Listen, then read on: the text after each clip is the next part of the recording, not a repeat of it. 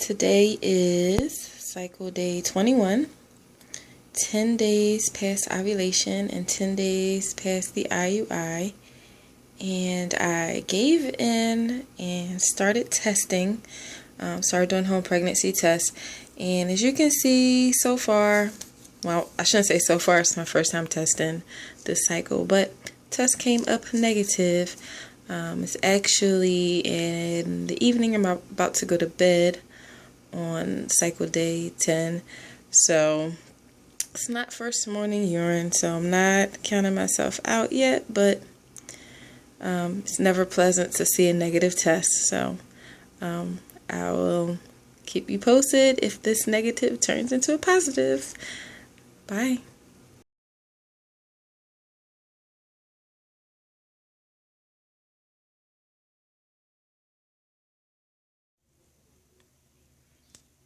Hey everyone, today is cycle day 21 and 11 days after the IUI and after ovulation, and the test is still negative. It's still pretty early to tell, and these, by the way, are the dollar store tests. I'm not sure how sensitive they are, so we will see what happens. If this negative can turn into a positive, I'll let you guys know. Bye.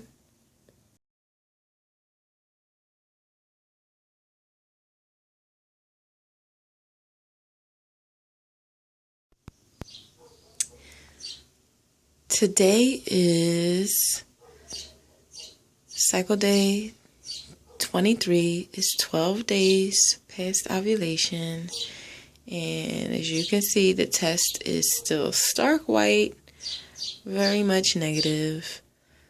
So it's pretty disappointing. This was my third IUI, and I was hoping third time would be the charm, but it really seemed like this was the cycle where everything just went wrong. I'll talk more about that later, but so far at 12 days post IUI and 12 days post ovulation, test is negative. So it's looking like I'm not pregnant. Still won't have the blood work to confirm for another couple of days and to be official. So anyway, thanks for watching and keep praying for me, guys. Bye.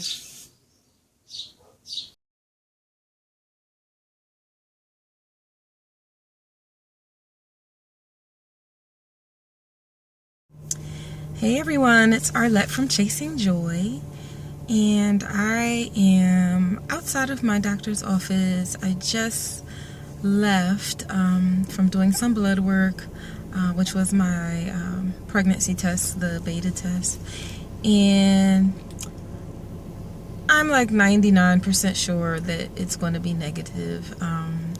You saw the home pregnancy test I did, and they were negative, and I don't expect anything different from the blood work. If it is different, it'll be a miracle. I'll be ecstatic, of course, but I think it's so unlikely. It's really disappointing. This was my third IUI, and I feel like this was the cycle where pretty much everything went wrong. If you remember back from the video I did that I posted, I guess a couple weeks ago, where I got the smiley face, which meant that it was, you know, time to have the IUI, that I was about to ovulate. If you remember from that video, I was discussing the timing, how I felt the timing was off on the cycle. And when I tried to talk to the doctor about it, wasn't my regular doctor, but it was the doctor who does the IUIs at the other location that I have to go to on the weekend.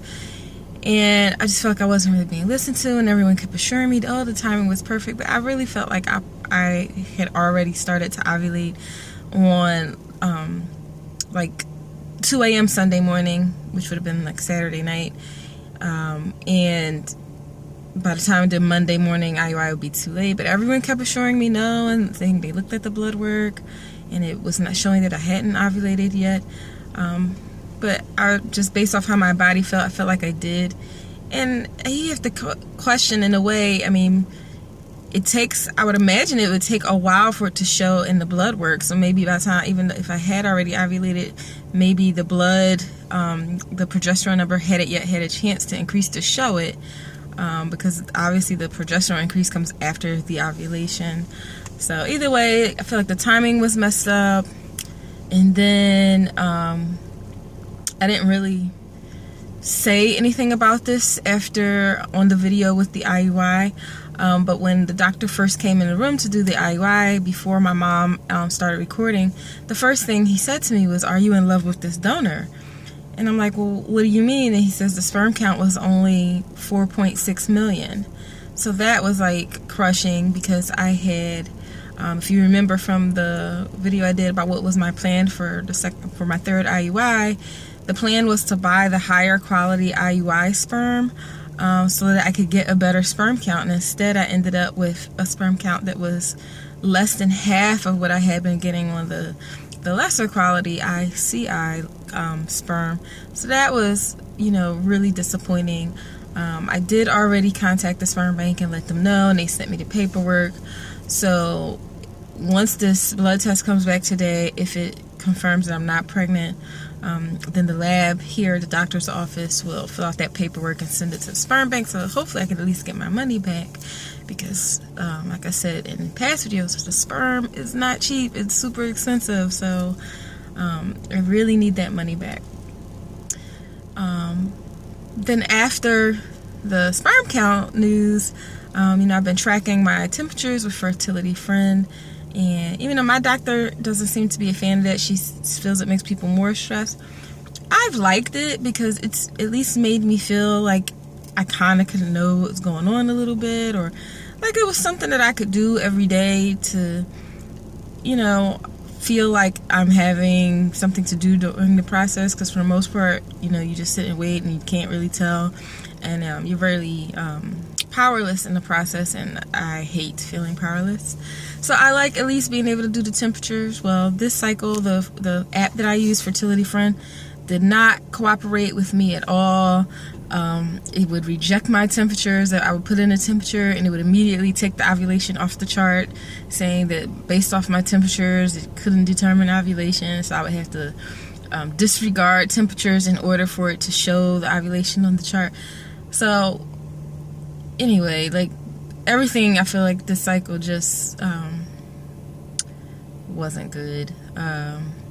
Then I was taking the progesterone. This was the first time I was taking the progesterone for basically the entire 2-week wait, and it was really rough. I had never taken it that long. By the second week, I felt so depressed, just really, really down. I don't know how much of that was the progesterone and how much was just feeling like all the things with the cycle were going wrong. Probably the combination, but it wasn't good at all. Then, this is funny. The other thing that went wrong this cycle was I had done some research into things to eat and drink for better odds. So one of the things was the pomegranate juice. So I started drinking the pomegranate juice. Okay, how about I drank the pomegranate juice at the wrong time? I was supposed to drink the pomegranate juice from when you first get your period up until ovulation to build up the lining. And then the progesterone, when you take it, is what makes the lining soft enough to help with implantation. I didn't drink the pomegranate juice until the day before I ovulated, up until toward the end of my cycle. So I totally missed the window of when I was supposed to be drinking the pomegranate juice. And instead, I think the pomegranate juice is actually going to make my period come a little early, which actually is not a bad thing. So another reason, in addition to the pregnancy test at home showing negative, that I think I'm not pregnant this cycle, is because I've been feeling like my period's about to start the last couple of days. I've actually been spotting all day yesterday, so I really feel like any moment it's going to be the full-blown period.